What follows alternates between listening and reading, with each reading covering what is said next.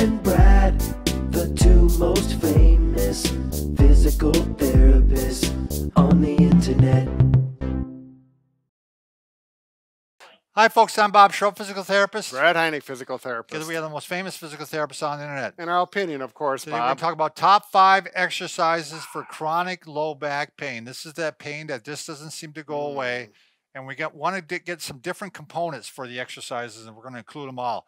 By the way, Oh, yes. if you're new to our channel, please take a second to subscribe to us. We provide videos how to stay healthy, fit, pain-free, and we upload every day.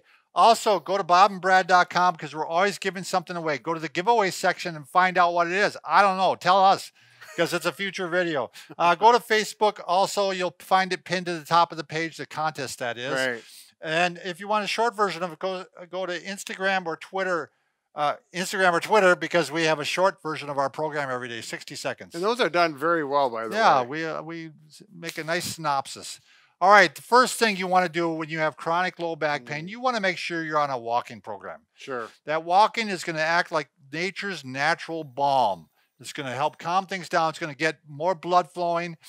And if you find out that you have trouble walking, try walking faster. Believe it or not, that reduces the pressure on your spine. Right. So just take what I say, at what it's worth, and give it a shot and see what happens. Just make sure you walk on a flat surface, not on a road where it's got a camber or up and down hills or uneven surface. A nice flat sidewalk or something of that nature. In the mall. There's a good place to walk. Malls are good. Yeah, mall walking. They still have malls? Oh, yeah, that's all they're good for is for walking now. All right. Okay, the second thing you can try is traction. And there's a number of ways you can do this, but we're going to show you one of the more inexpensive ways to do it. And we've actually just developed this. The reason you want to do traction is it's really helpful quite often to actually pull the bones apart, to actually pull the vertebrae apart. It takes pressure off. Let's say you have pressure on the disc. It takes pressure off that. If you have pressure on a joint like the facets, it takes pressure off that. If you have pressure on the foramen here, if there's maybe a little bit of bony overgrowth there, right, you can give yourself some relief. It can take the impingement off the nerve if that's what's happening. Traction has been around for decades, right? But they've kind of gotten away from it as much as they used to. I think it's because they have surgery, but we want to avoid surgery, and this is going back to old school, but it still can work. It can be very effective for some, especially shorter term relief, right? And help you do things to take you towards longer term relief. Anyway, what we got here are the hanging handles. Brad and I developed these. We actually these are taking one of our wall anchors. You got to put it into a stud. Believe me, you got to put it into a stud, otherwise you can't hang here. But these handles come with, and they can hold what, 275 pounds? Brad, was it? Yeah, I think 275 That's between the pounds. You got over 500 pounds between over two 500 handles. pounds. So what you're going to do is you're going to set it up so you're not have to reach too high. Right. I like it so that your knees can bend a bit. Right. And you can, change how much stress you put on your back. I mean, you can actually how much traction you're putting on your back. Right. And it's done very easily just through your legs. Right. I can lift up completely. Right. And hang that way for brief periods of time if I want. Right. Or I can hang for a minute. Yep. If you got good strength in your hands. And I found with this, if I change the position of my pelvis, it stretches my back. Right. Flatten it. Yep. And I find when I flatten it, because I've got some stenosis, boy, does that feel good to open those facet joints up. And I have found, and I do this every 20 minutes when I'm sitting a lot. It's just, and then my back cracks. Yep. But I like to just do this gentle rotation, Brad. And if you have pain on the right, I would try rotating your knees to the right, because that's quite often. And I'm just gently rocking them back and forth, but it can make a big difference. It can really take that pain away. Yeah, this is one of those things that if you find yourself, you could go up to a pull-up bar if you don't have one or go somewhere that does have one, and you find that traction hanging from a pull-up bar is helpful, then these would be very beneficial. The nice addition to these is you go up against the wall, and it keeps your back in really nice straight posture. Yeah, and you can have it anywhere in the house. I mean, Oh, maybe your wife's going to complain, but or your spouse.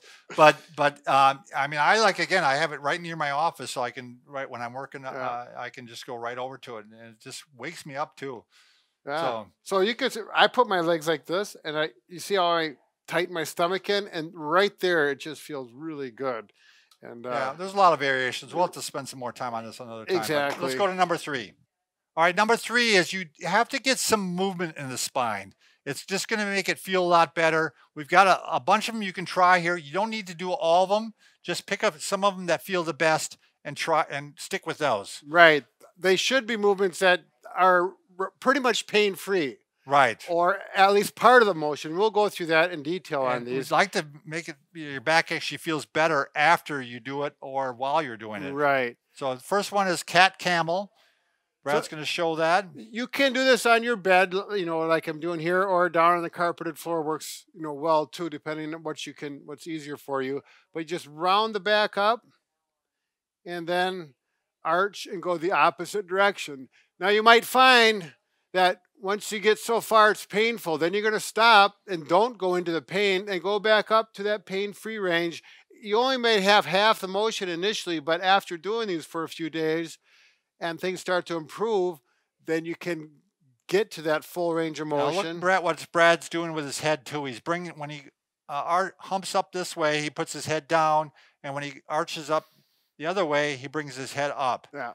Now, how does this one feel to you? Brad has spondylolisthesis, and well, you would probably guess, you would know, Bob, because you're a therapist, but when I go this way... Yep, he doesn't have a lot of motion. And it's not so fun. I don't want to go... You actually don't like it. No. So you probably won't even do this one. Right. All right, well, how about the next one, Brad? Windshield wipers. Yeah. How do those feel to you? They're pretty good. Okay. So we lay down flat with your knees up, feet on the floor like this. It's called hook line, at least that's what I call it. And knees together gently, and I call it the windshield wipers. Right. Because your legs are going back and forth like windshield wipers on a vehicle. I think we can attribute this term to Brad. You think so? Yeah, I never called it that. Well, I don't know. That's what I always tell my patients, and they seem to... they catch on real quick. So if it hurts going to the right, then you only go until it starts to hurt. Then you go the other direction, and maybe that way it doesn't hurt. You can go, well, I'm bumping into this. You'll have to move the cupboard all the way over. And you see the hip actually comes up. My shoulders stay flat. And if that's pain-free or just feels like a healthy stretch, then you'll do it and go to the pain part where painful, then bounce back. With all of them, you don't want pain. So what Brad is saying, you can go this far if it's not painful. But if it is painful, you can go this far if it's not painful. But if it's painful, just go to the point where it allows you. Right. Now, you can also try moving the feet up a little more or moving the feet down a little more. That changes the position of the back, and it might feel a lot better in doing those. Yeah, that's a good point, Bob. All right. I've even had people kind of work it up here. Sure. Particularly if they got stenosis. Sure. Yep, that's a good point. Now, if you don't have stenosis or you don't have spondy, this is a good exercise to try, especially if you're younger. This is the press up. So you're going to put your hands underneath the shoulders, and you're going to press up like this while keeping your pelvis firmly planted on the floor or on the bed. You don't want the pelvis to be coming up like this. If you're that tight that it starts to come up, just go up to that point and then go back down again. Right. Yep. And the pain rules stand with this also, in that you don't want to do this if it hurts, and if it hurts when you start getting up a little bit higher, don't go up that high. Right. It's basically, if it hurts, don't do it. Typically 10 repetitions at one time is you good. can do them throughout the day if you'd like, especially when you get chronic back pain. So number 4, core strengthening. So I'm going to show a couple core strengthening exercises here. These are the ones I do. I do them all the time, Brad. I'm eating my own recipes, right? You can't go wrong. You've field tested. So I put my hands underneath my back to support them, and then I lift my elbows up. So your fingers are out like this? Yep. They're touching each other, actually. Perfect. And I'm going to lift my head and my shoulders up like this. Right. So I'm not curling up. My back is still staying straight, but I'm lifting up like this, and I'm going back down again.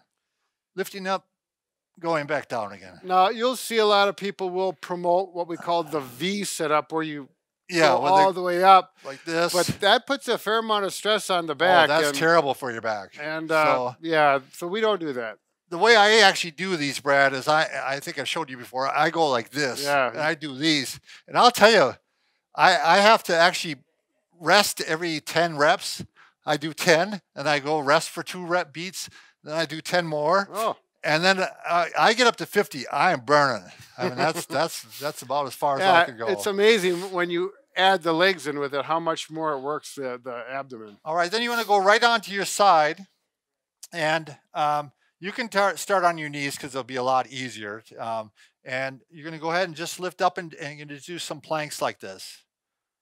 So his body right now is not in straight line, and you're doing that on purpose, right, Bob? Am I not straight?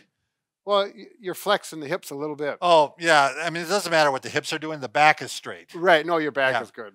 Yeah, if you want to go ahead and do the full one, you're going to put one foot right in front of the other and lift up like this. And that's what I do. And I just do a count of 10. I actually just go 1, 2, 3, just as a reminder. And I do 10. Then I'll do like 4 or 5 sets of those. Now, this particular one, if I try it, my back is not comfortable when I'm doing it, but the next day it's pretty darn painful. It is. And I don't even try these anymore. And that's with my back condition. So you have to experiment. You're right. You have to know. And you're obviously going to do this on both sides too. Right. So, all right, number 5. This has become one of my new favorite exercises is posture squats. So it just works out so great for muscle memory. You're going to strengthen the legs. I get in a pretty wide position. Yep. I'm trying to keep the knees behind the front of the foot. Can you maybe show that, Brad? I think that wide base is so critical because so many people that I work with just instinctively keep their feet close together. So by putting the arms up here, what I'm doing is I'm strengthening all the muscles here. Yeah. And when I'm squatting, I'm also strengthening the lower back. So now he doesn't want the knee. I just got a vertical line. That's all the Booyah stick is for. Now you're going to see I don't dip down that far. I don't have that much range. That's about as far as I can go. Yep. But, I do 30 of these, and I'm working. Oh, right. My back is working. My legs are working. Right. And we do not like to see people go farther than 90 degrees in the hip or the knees. I mean, so Bob could go down another 4 inches farther, maybe. Right. But again, you work with what you got, and Bob is, what are you, 80? No. I'm nearing it.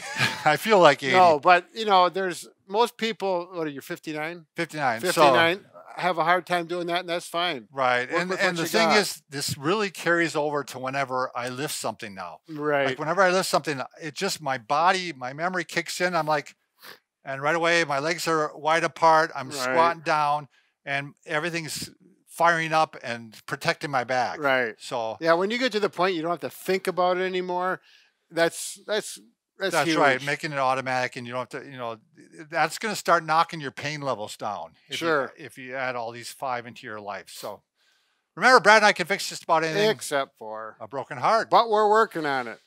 Yeah. When are you going to finish it? I think we need to start using some thread and needle and sew it. The old-fashioned way.